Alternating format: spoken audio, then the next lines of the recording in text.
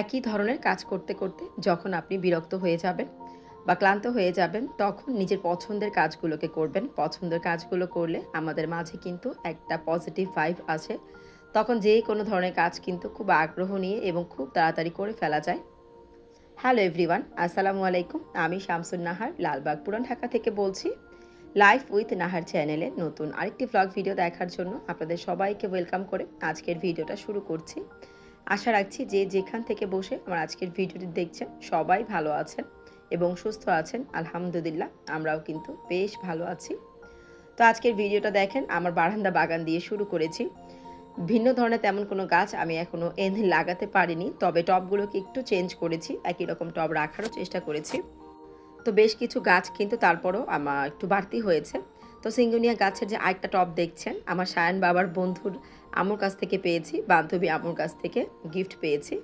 তো যাই হোক, আমার কাছে তো গাছ খুব ভালো লাগে। তো গাছ যদি কেউ গিফট করে আমার কাছে কিন্তু আরও বেশি ভালো লাগে। এদিকে কিন্তু অপরাজিতা গাছটাকে সুন্দর কাটিং করে দিয়েছি, বেশ কিছু পাতা একদম মরে মরে যাচ্ছিল, তো সেগুলোকে কাটিং করে দিয়েছে। আর মাশাআল্লাহ দেখেন, ছোট্ট একটা অপরাজিতা ফুল ফুটেছে। বাগানে যত গাছ থাকুক না কেন, আমার কাছে মনে হয় ফুলবিহীন বাগান একদম অর্থহীন। তা আমার বাগানটাও কিন্তু একই রকম। তো এটা কিন্তু গতকালকে ব্লগ ছিল। তো শুক্রবার সকাল থেকে তেমন কোনো কাজের ভিডিও আপনাদের সাথে শেয়ার করা হয়নি। তো এখন দুই ছেলে গোসল করেছে, তারপর হচ্ছে সূরা কাহাফ তিলাওয়াত করেছে, তারপর নামাজে চলে গিয়েছে। আর এখন থেকে ভিডিওটা শুরু করলাম। তো দুইজন কিন্তু দুই জায়নামাজ বিছিয়ে সূরা তিলাওয়াত করেছে। আর দেখেন, যেখানে সেখানে কিন্তু রেখে আবার চলে গিয়েছে। তো এখন আমি একটু ড্রয়িং রুমটাকে গুছিয়ে নিয়েছি। অফ ক্যামেরায় কিন্তু পুরো বাসাটাই গুছানো হয়েছিল, তবে ওরা যেহেতু এই রুমে ছিল, এই রুমটা আর গুছাতে পারিনি। সোফার ওপরটাকে একটু ভালো রাখার জন্য এক্সট্রা যে কাপড়টা ইউজ করি, আজকে সেটাকে তুলে ওয়াশ করতে দিয়ে দিব আর সোফাটাকে একটু সুন্দর করে গুছিয়ে নেব। ভিডিওর এই পর্যন্ত আপনাদের কাছে ছোট্ট একটি রিকোয়েস্ট, যারা এই পর্যন্ত আমার সাথে আছেন প্লিজ একটা লাইক দিয়ে ভিডিওটা কন্টিনিউ করবেন। তবে আজকে নতুন যারা আমার চ্যানেলে ভিজিট করছেন বা অনেক আগে থেকে আমার চ্যানেলে ভিডিও দেখা হয়, তবে এখনও কিন্তু চ্যানেলটিকে সাবস্ক্রাইব করা হয়নি, চাইলে আমার চ্যানেলটিকে সাবস্ক্রাইব করে আমার পাশেই থেকে যেতে পারেন এবং আমাকে একটু একটু করে এগিয়ে যেতে সাহায্য করতে পারেন। তবে অলরেডি এই কাজগুলো আপনারা যারা করে ফেলেছেন, প্রতিনিয়ত আমার ভিডিও দেখছেন, সুন্দর সুন্দর কমেন্টের মাধ্যমে আমাকে উৎসাহিত করছেন, আপনাদের সবাইকে জানাই অসংখ্য অসংখ্য ধন্যবাদ। আমার চ্যানেলে আলহামদুলিল্লাহ 800 সাবস্ক্রাইবার পূর্ণ হয়েছে। তো 1000 সাবস্ক্রাইবার পূর্ণ হতে খুব বেশি বাকিও নেই, আবার একদম তাড়াতাড়ি যে পূর্ণ হয়ে যাবে সেটাও আশা করতে পারি না। তো সব কিছু আসলে মহান আল্লাহ তাআলার হাতে। আল্লাহ তাআলা চাইলে এটা কিন্তু একদিনও সম্ভব, 1 ঘন্টায়ও সম্ভব, আবার আল্লাহ তাআলা না চাইলে 1 বছরও সম্ভব না। তো জানি না আল্লাহ তাআলা আমার জন্য কি পরিকল্পনা করে রেখেছেন। তো যেভাবে যাই করে রেখেছেন আমি কিন্তু তাতেই অনেক সন্তুষ্টি প্রকাশ করি। আল্লাহর কাছে অনেক অনেক শুকরিয়া। তো ড্রয়িং রুমটা যখন গুছাচ্ছিলাম, এই কর্নারটা আমার কাছে কেমন যেন ভালো লাগছিল না। তো বারান্দা থেকে এই যে বান্ধবী ভাবির কাছ থেকে যে গাছটা গিফট পেয়েছি সেটাকে এনে একটু রেখে দিলাম। তো গাছ আমার কাছে বেশ ভালো লাগে। তো গাছ দিয়ে বাসাটা সাজাতেও খুব পছন্দ করি। তো যাই হোক, অফ ক্যামেরায় কিন্তু শাওয়ার করেছি। আমার হেল্পিং হ্যান্ড ফারজানা এসেছে, কাপড় চোপড় ধুয়ে ছাদের রোদ্রে দিয়ে গিয়েছে, ঘর ঝাড়ু মোছাটাও করে দিয়ে চলে গিয়েছে। তো রান্নার পর্বটাও কিন্তু অনেকটা গুছিয়ে রেখেছিলাম। এদিকে প্রেশার কুকারে আমি পোলাওটাকে দম দিয়েছি, আর ফ্রাই প্যানে হচ্ছে মুরগি রান্না করে রেখেছিলাম। তো মেনলি আজকে বিরিয়ানিটা রান্না করার ইচ্ছে ছিল, তবে সায়ান বাবার পছন্দের, মানে দোকান থেকে মাঝে মাঝে কিন্তু এই ধরনের সাদা পোলাওর সাথে মাংসটাকে মিক্সড করে এক ধরনের বিরিয়ানি কিন্তু আমরা কিনে এনে খাই। তো সেই তেহারিটা রান্না করার ইচ্ছে ছিল, সায়ান যেহেতু খুব পছন্দ করে। তো এই জন্য কিন্তু দেখেন, অন্য একটা হাঁড়িতে এখন আমি দমে বসিয়ে দিচ্ছি। তো এদিকে কিন্তু বেশ কিছুটা পরিমাণ রাইস দিয়েছি। তারপরেই তো চিকেনের যে মাংস টুকরাগুলো ছিল সেগুলোকে উপরে খুব সুন্দর করে বিছিয়ে দিয়ে এর উপরে পোলাওয়ের আরেকটা কোট করব।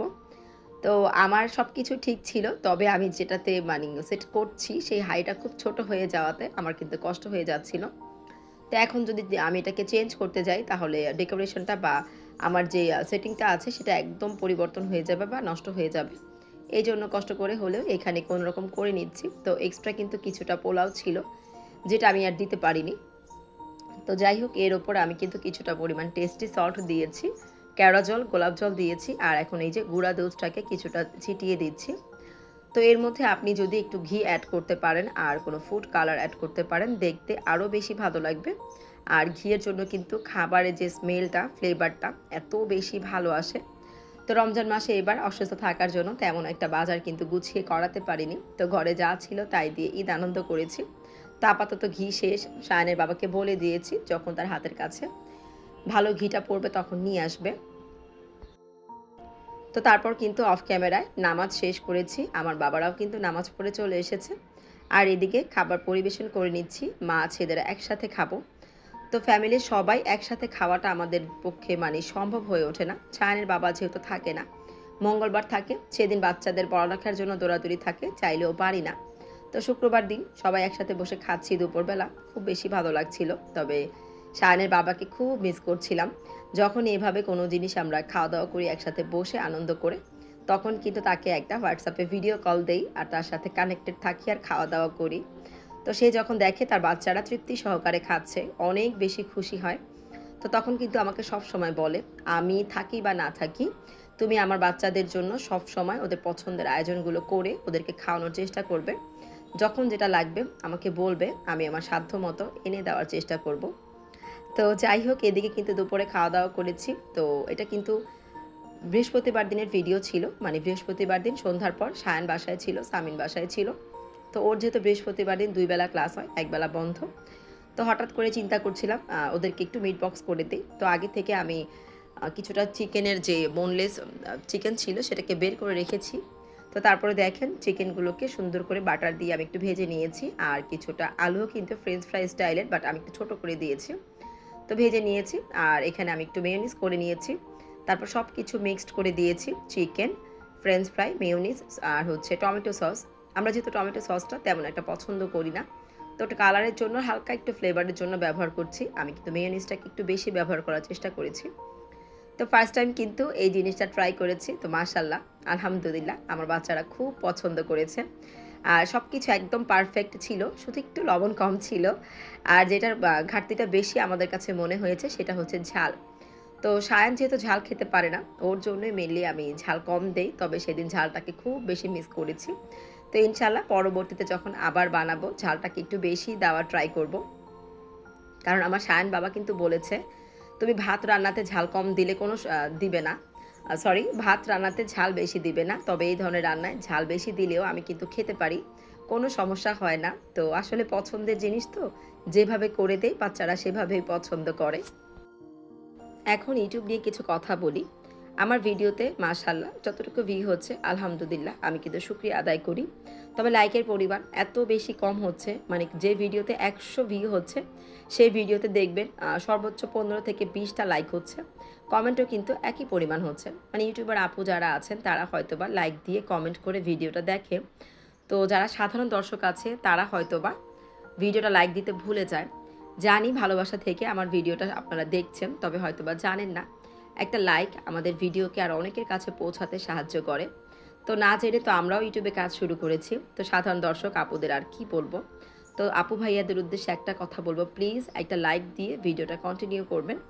আর ইদানিং কিন্তু ছোট্ট ছোট্ট ভিডিও শেয়ার করার জন্য আমি আপুদের কমেন্টও পড়তে পারছি না। তবে ইনশাল্লাহ এরপর থেকে চেষ্টা করব প্রতিদিন একটা করে হলেও আপুদের কমেন্ট পড়ার।